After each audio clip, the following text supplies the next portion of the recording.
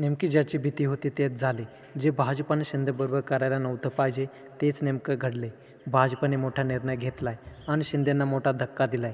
नेमकं काय घडलं हे पाहण्याआधी व्हिडिओला लाईक करून चॅनल सबस्क्राईब करा.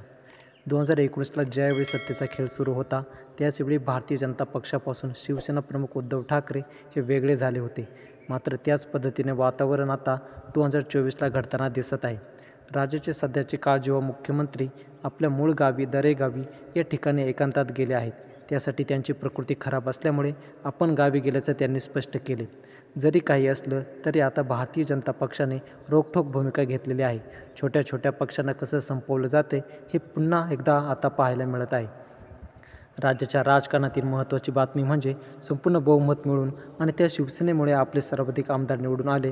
आता त्या शिवसेनेला बाजूला करण्याचा डाव आता भाजपाचा सुरू झाला आहे. ज्या अजित पवारांना आपण कंटाळून बाहेर पडलो असं ज्यावेळी शिंदे बोलले होते, आता त्याच अजित पवारांनी बरोबर शिंदेंचा कार्यक्रम करायला सुरुवात केली आहे.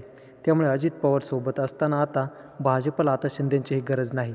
कारण शिंदे गटाने ज्या मागण्या केल्या होत्या त्या भारतीय जनता पक्षाने अमान्य केल्या आहेत. त्यामुळे भाजपाने जे ठाकरेंसोबत केले तेच आता शिंदेबरोबर करताना दिसत आहे.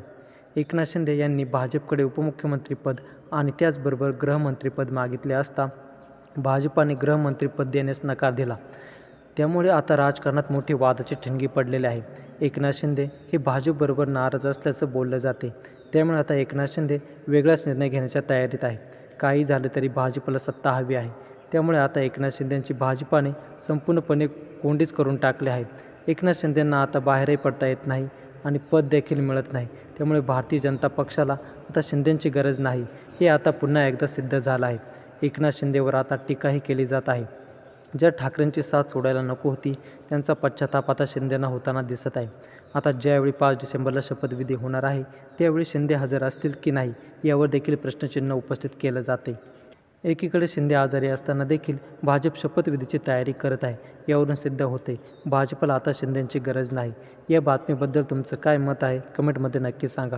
हा व्हिडिओ आवडल्यावर जास्तीत जास्त शेअर करून लाईक करा आणि सोबतच आमचं 20 मराठी यूट्यूब चॅनल अवश्य सबस्क्राईब करा. जय महाराष्ट्र.